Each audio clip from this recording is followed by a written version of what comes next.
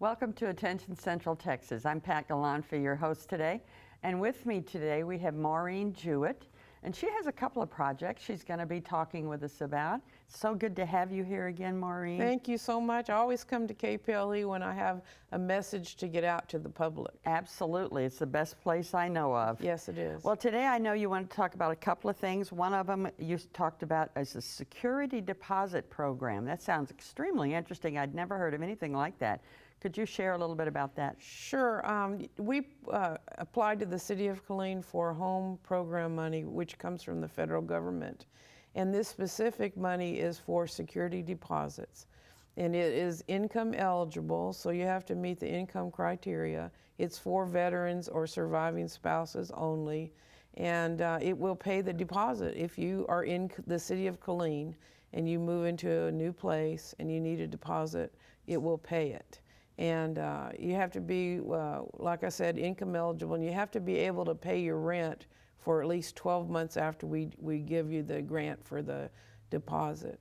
So the paperwork's a little bit onerous, but it's well worth it. So, but it's underutilized. We just got certified and everything through it in May, and we're trying to get a kickoff on that program. Yeah, I've never heard of it, and yeah, I can imagine why it would be underutilized. It's pretty new as far as in this area, I'm assuming. Well, you know, we have a grant from the Fund for Veteran Assistance through Texas Veterans Commission that pays for utilities and rent and stuff like that, but this is added additional funding that helps us stretch and match that other money. Right, right. And then, of course, we partner with Hill Country Community Action on the electric program that they have. And so we each of us partnering together, we're able to stretch that money and leverage that money to the fullest extent. So there's a lot of help available, but how does someone actually access that help? Okay, so our office is located at 204 Priest Drive. Forgot my own address.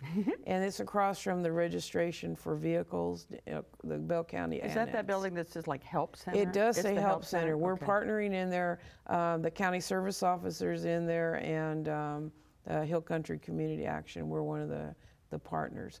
So the program's underutilized right now, and we have money for this program. Awesome. And so what happens is you come in, you apply, you find a place, we give you a coupon, and it's a 10-day window that you have to find a place. We do an inspection of the property to make sure that it meets standards.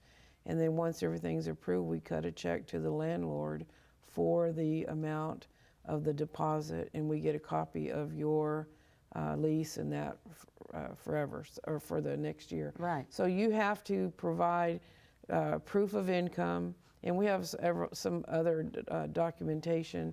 We take veterans that are anything other than a dishonorable discharge. Right. So it's a pretty good window.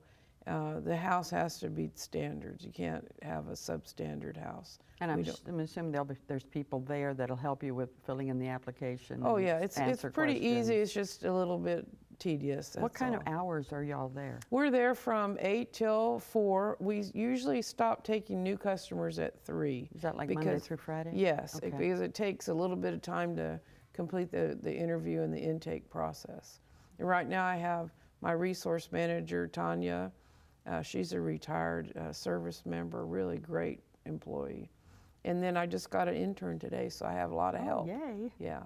So that's always helpful. It is, and so I really want to stress this program. If we don't start using the money, we're not going to get it again. Right. Now let me ask you a question. Once the veteran or whoever's utilizing this moves out, then do y'all receive the deposit back? No, that once it's spent, it's spent. Okay. And it's only a one-time opportunity. Okay. So we don't get the refund or anything that the customer does. Okay. Awesome. That's awesome. Okay. Yeah, it's a really great one. Yeah, and we're grateful to the Community Development Office of the city for giving it to us, and the advisory committee for actually approving it, taking it to the council, and the council approving it. Cool. What's the phone now? Is there a phone number that people can call for more info? Tanya's number is 254-423-7632. And that's her direct cell phone. Wonderful. She answers it pretty regularly unless she has another customer in the office. Right. and then she'll call you back. Oh, that's okay? awesome. That sounds like such a wonderful program. Yeah. Okay, good. Now, number 2, you had Yeah. another one you Yeah. wanted to talk about. Well, you know, we had a couple months ago, we talked about the mental health first aid. And I have had really great outreaching from the faith-based community and have done the training for probably 6 or 7 churches. So I'm really grateful for that. But that is mental health first aid, which is a kind of a general overview of what is mental health, substance abuse, suicide, psychosis, and just in general. It's an 8-hour class, 3-year certification. But what we have now is I have my peer service coordinator, and both of my peer service coordinators are trained in CALM, which is counseling on access to lethal means. Okay. And so really it is it's a 3-hour training, so it's just on suicide prevention. And it's really talks about putting time and distance between the desire to kill oneself and the opportunity, the method, the plan, the means of committing or completing suicide. So about 60% of people commit, or I shouldn't say commit, complete suicide through gun weapons, and then pills, and then you have hanging and stuff like that. So there's proven documentation that if you can separate the person from the ability, right, that over, even if it's just 15, 20 minutes, sometimes that would save their life. Because suicide is like, they're suicidal right now, at this moment in time. And the person that's suicidal, they want to stop the pain. Yeah. And it's almost like the Wile E. Coyote cartoon, where they don't really see past that they complete suicide. They don't see that tomorrow they're not going to be here anymore. You know, in Wile E. cartoon, he gets up the next cartoon, he's in it again. But for suicide, it's the end. Yeah. And people don't think it. They want the pain that they're in to stop and see. The body wants to survive. If you ever been to a nursing home, you see those people struggling for every breath, okay? And so the body wants to survive, and then the brain, because of chemical imbalance or whatever, wants to just stop the pain. Right. And so there's that conflict. And so if you can be that intersection or intercessor, you can save a life. Yeah. And we have done our training in different locations in Texas, and in one location, Corpus Christi, they have very accurate numbers. They have identified 54 suicide interventions and 2 homicide interventions from peer-to-peer training, which we also do. So I want the public to know this training, we can bring it to you. We just need 10 students or more, Right. up to 30, and it's a 3-hour certification class. And you'll do this with churches, businesses, It doesn't matter. anybody. We're so enthusiastic about this program that we want someone to have that. We also have another suicide intervention program called ASK. And so that is a 2-hour program. So we have the 8-hour program for mental health first aid, the 3-hour CALM, and the 2-hour ASK. And so we're here to offer those programs free and confidential to people that need it. Yeah, and I think most of us really don't have, the question I always end up asking myself, and probably everyone does, is what could I possibly do to help? What could I say? And this would kind of fill that gap and Yes. give us tools Yes. so that when we are come across something like this, or whether it's a friend or somebody on the phone, we'll have the tools to actually minister to them. And that whole concept of that taking elongating the time frame. Yes. See, I never realized that would matter that much, Yes. but I can see how that is a major deal. Well, you know, God inspires us, and so we'll get that feeling that maybe we should ask this person this question, Yeah. but then we're afraid to ask. So one of the main things is ask the question. Ask the question. Are you yeah. thinking about committing suicide or harming yourself?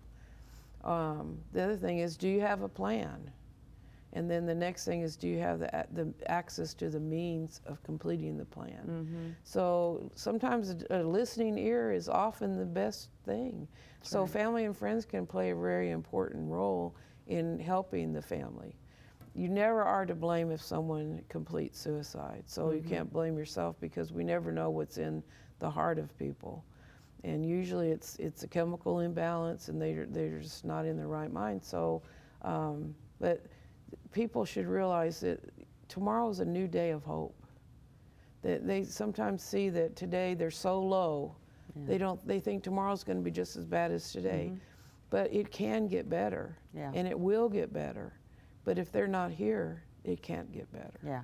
So That's we're trying to inspire hope in people that they can and will recover. Right. Yeah. Oh, that's beautiful. So if someone wants to have you come and do one of these seminars, how, you said you have different 3-hour, 8-hour, whatever. Yes. Who do they contact? Who do they call? They can call Cynthia Ramirez at 254-813-5834, or myself at 254-681-9112. Awesome. So, I would love for you to just look at the camera for a minute and encourage encourage the people that are watching right now to take that step of picking up the phone and saying, yeah, let's plan something. Because if we put it off, we're going to put it off. So if we can, we will. So just take a minute and encourage them, and maybe even pray for this whole situation. I'm excited. So I feel personally that that we don't know sometimes what to do.